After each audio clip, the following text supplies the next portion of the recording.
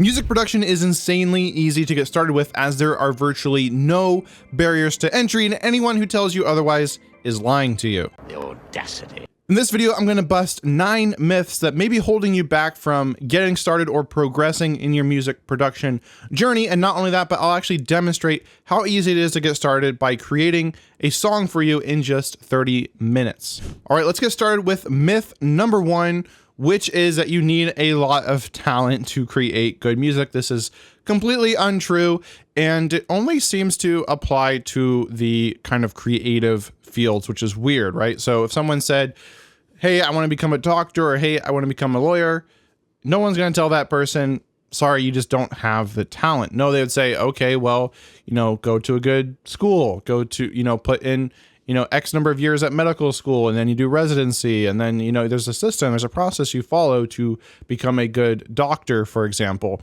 And same thing with law, right? You gotta go to a good law school, pass the bar exam, and then, start practicing law, and then you get better over time and you get more opportunities. So that is really the same when it comes to music production. You don't need talent. You can get started where you are, learn what you need to learn to become good at music production. And maybe there is a certain ceiling. Maybe people with more talent have a higher ceiling, and those are the people that, become huge, giant stars. I tend to think there's probably other factors that are playing a part of that, but regardless, the point remains you don't need to have a bunch of talent to get started creating music. I don't consider myself a particularly talented musician, especially since I can't even play an instrument, which we'll get to in a second, and I still produce tons of music. I've been paid by clients to produce songs for them. I've worked as an arranger for a local studio, and I've done different arrangement projects over the years for different artists in my own music. And I'm not someone who has, I would say, a ton of talent. So talent is overrated. Don't let that hold you back from getting started or progressing, because you can always learn what you need to learn to get good at music production. Myth number 2 is that you need to know an instrument in order to create music. This is a huge myth. There's a ton of producers out there that can't actually play an instrument, and they still make great music. An example is deadmau5. He is someone who has said, he can't actually play an instrument, so he has to use his computer keyboard, something like this, to actually input notes, or he uses his mouse to actually click inside of his digital audio workstation to place notes. See, that's my life right now, because if I could just play it, I'd play it, but I can't, so I have to draw it. And that's something I've done for a long time. I do now have this MIDI keyboard, and even though I can't actually play the piano, I can still kind of input notes on here, which makes it a little bit easier for me. So I still recommend getting one of these. It's definitely better than using a keyboard, but you don't need to know how to play an instrument. As I do not play an instrument, I want to learn an instrument. Now, definitely that can help you. I do plan on eventually learning an instrument, as that could definitely make the process much easier. But if you're just getting started, and even if you're many years in like me, you don't actually need to be able to play an instrument. Again, deadmau5 doesn't play an instrument, so don't let that hold you back from getting started from creating music. Myth number 3 is that you need to know music theory. You do not need to know music theory to get started creating music. I'm shocked. Did you see that coming? I know it's a very controversial video at this point, but I didn't know any music theory. When I got started, I didn't even know what the notes on a keyboard were. I didn't know what an A, B, C, whatever was. I just started hitting random notes, and I found, hey, all the white keys sound good together, and hey, all the black keys sound good together. So when I got started, I just made a bunch of songs, and I'm like, this song's gonna be all white keys, or this song's gonna be all black keys, and we're good to go. And I think now I know that all the white keys, I'm pretty sure is C, and all the black keys I think is C#. I could be wrong about that. That just shows to this day, I don't know a ton of music theory. So really all you need to know when it comes to music theory to really help you create music is you need what are all the notes in your particular scale. So for example, if you're in the key of C, that would be all the white keys. So that'd be, A, B, C, D, E, F, G. So whatever key you're in, know what those notes are. In your digital audio workstation, you can pull up something like the transposer tool, select your key, and it shows you all the notes that are in that particular key. So once you know what all the notes are in your particular key, then you can, any note you hit that's in that key, it's going to sound good. And then from there, you really just need to know some basic chord building. So what is a triad chord? So if we're again talking about the C chord, you count up 3 notes, and that would be the E note. So you got C and E, then you would add the 5th as well, which would be the G note. So you got for your C chord, that is C, E, G. That's called a triad because you got 3 notes going on there. And then, right, if it's a major chord or a minor chord, something I learned to like kind of a shorthand for this is if you're creating whether you're creating a major chord or a minor chord, you got your root chord, your root note. So that'd be like C, for example, if we're doing a C major chord. And then you just count up 7 notes and boom, that's your top note. Then where do you put the center note? Well, if it's a major chord, you just count up 4 notes. If it's a minor, you only count up 3. So if you're doing C minor, you would actually count up only 3 notes, and that would be a D sharp. Versus if it was a major chord, you would count up 1 more note, that is an E. Hopefully this is making sense. And that's basically all the music theory I had for a long time, and I was able to create a lot of music just knowing that. Because if you're following your ears, that's really what matters. Does it sound good? Because in the end, music theory, it really just tells you what's already been written. It's a way of describing something that's been written so it can be recreated. Myth 4, you need to be classically trained or you need to have a college degree in order to create good music. This is another complete myth. Lots of people haven't been to college that are producing great music. And according to my wife, who is classically trained in music, that can actually be a detriment to creating music. It can kind of like staunch your creativity. At least that's what I've heard. That's what other people who've been classically trained have told me. They tend to have a hard time creating music because they have all these different theories and concepts in their head that kind of block the creativity. But maybe someone's watching this now who is classically trained and they say, no, it's been very helpful for them. I'm sure that's true as well. But regardless, you don't need this. You don't need a college degree to be good at creating music. Now, I have a college degree in audio engineering, but that again was more on the mixing, recording, production side versus like actual like songwriting side. And yet most of my clients have hired me to actually write songs for them versus like mix a song for them. So you don't need a college degree to create good music. You can learn everything online and create really great music. I just did an interview with a friend of mine, Aurelie, with PLV Music, and she taught herself everything just by buying courses and watching YouTube videos, and she became really good at producing music. In fact, I myself have a complete course that I've created. If you want to check this out, you can click in the description below or go to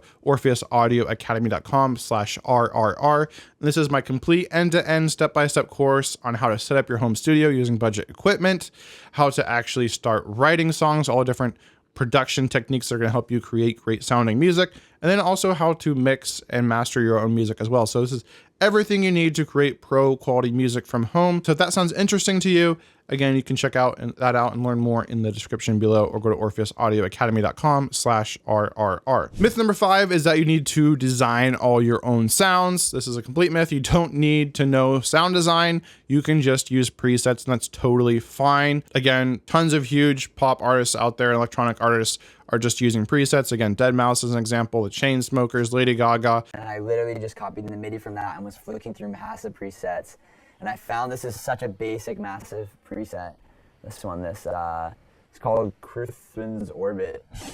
Happened to throw the chords on it, and I was like, and it makes, I've never played it as chords. I've always thought of it as a lead sound. That's how it's categorized in the master preset bang. But especially with the sidechain on there, it has a sick, just like floating feel.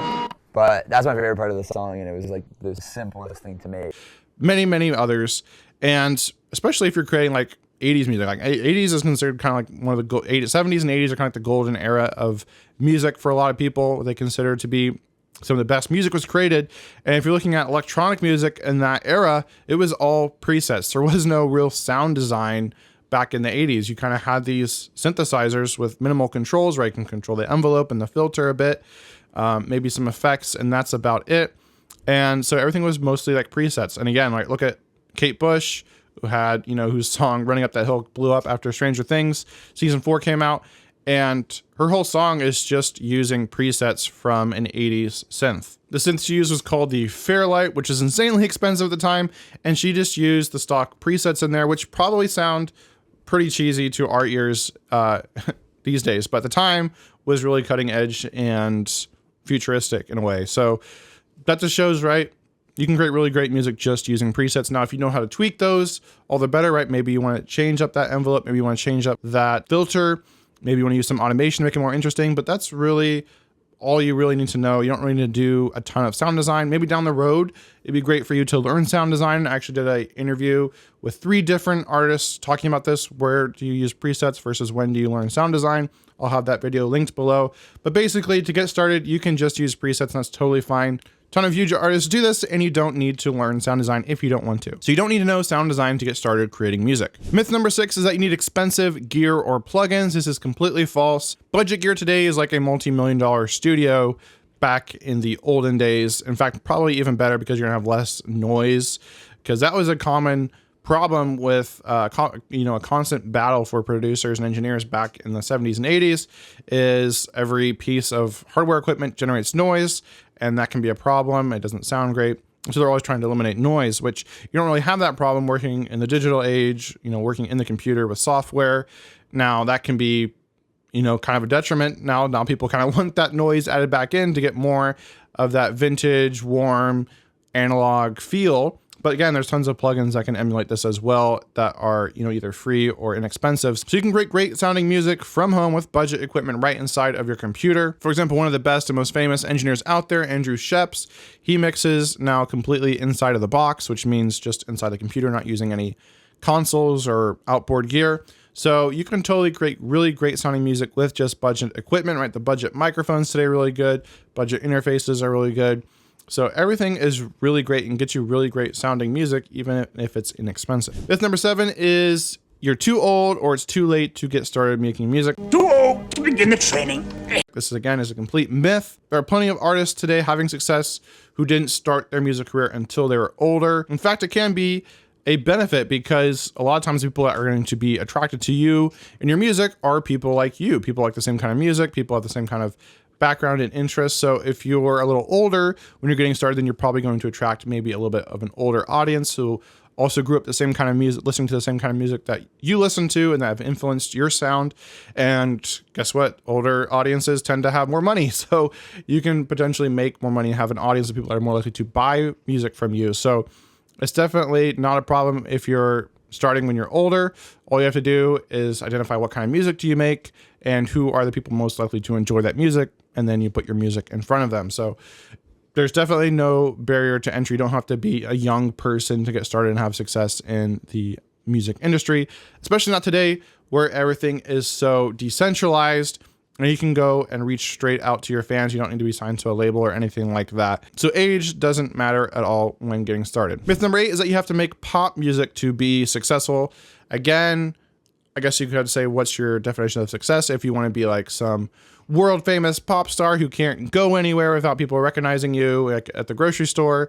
I'm not sure why you'd want that, but if that's you, then yeah, maybe you need to create pop music for that to be you. But again, everything is so decentralized these days. There's so many niches of music, subgenres of music. Have a lot of dedicated, collector fans that want to buy everything the artist puts out.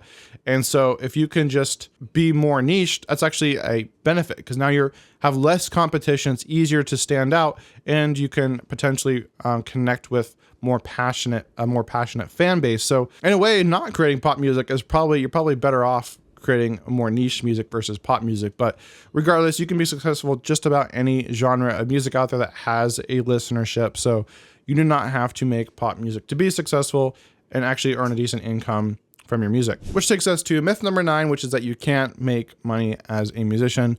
Again, completely false. There are tons and tons of indie music artists out there having success, but you've probably never heard of them because today, right, how you define success is different for every individual, right? And outdated view of success is, right, some giant artist who's playing at huge venues, is on all the charts, is on the radio.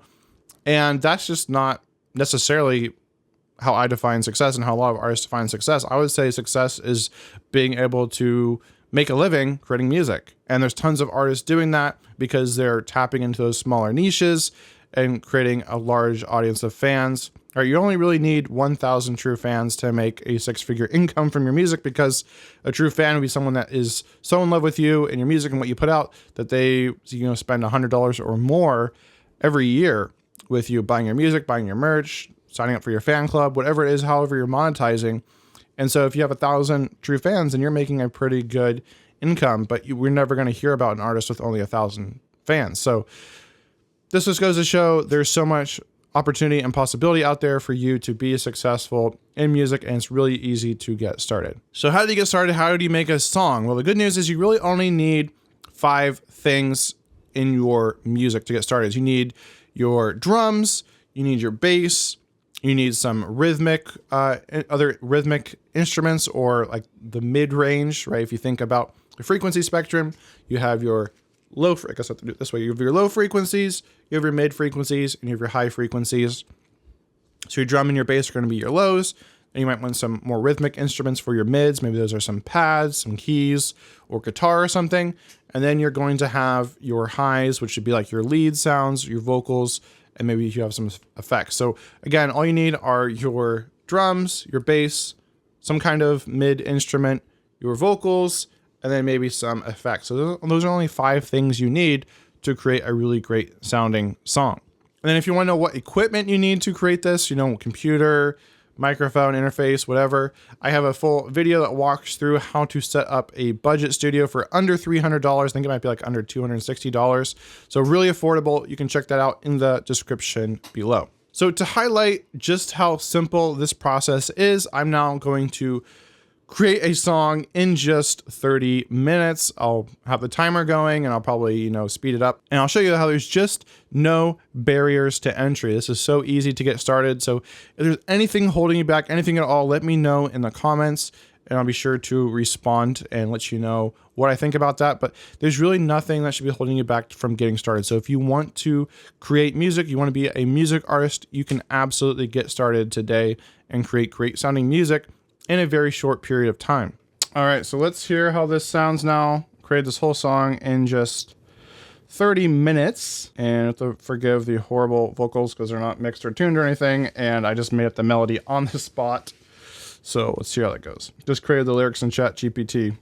In the silence of the night, when dreams seem out of sight, and the world's too heavy to bear, hold on to hope, don't lose your sight, for there's a light beyond compare.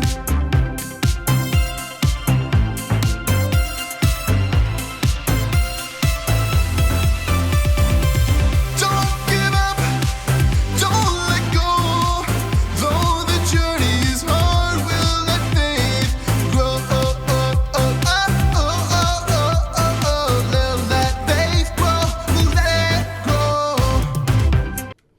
Now, obviously, I'd want to turn that into vocal chops so it doesn't sound like I'm having a stroke or whatever. I don't know. But that's the song, and not bad for literally just throwing that on the spot, just creating the lyrics. I hit record, just create the melody.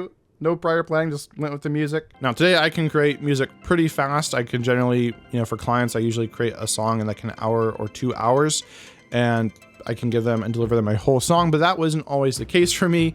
When I got started, I knew absolutely nothing. Again, I didn't even know what the notes on a keyboard were. I didn't know any music theory. I couldn't play an instrument, still can't play an instrument. And I didn't know anything about how to use my software, my digital audio workstation. I didn't know what compression was, didn't know what EQ was. I didn't even know how to quantize. So all my different tracks, they weren't even on the grid. They weren't in sync with one another. So it was just a sonic mess, but I just kept at it and kept learning. And that's how I've gotten to where I am here today. And I made so many mistakes along the way, and it's taken me so long to learn this that I've decided to put everything that I've learned into a course so you don't have to go on such a long journey and make the same mistakes. So if you want a deep dive into this, I do have a step-by-step course, and it walks you through everything from songwriting to production to mixing to mastering, setting up your studio, recording vocals, editing vocals, mixing vocals, everything. The whole process for creating pro quality music from home using budget quality equipment and software. I'll put part of this course in the description for free if you want to check it out and see if it's for you. And so I really just want to encourage you to get started, start creating music, and make your best music year ever by finishing more music than you ever have before. You can do it. There's so much opportunity out there, and I wish you the best. With that, if you want more tips on songwriting and production, then check out my video on the screen right now. This goes more in depth on how to create great sounding music. With that, keep creating and have an awesome day.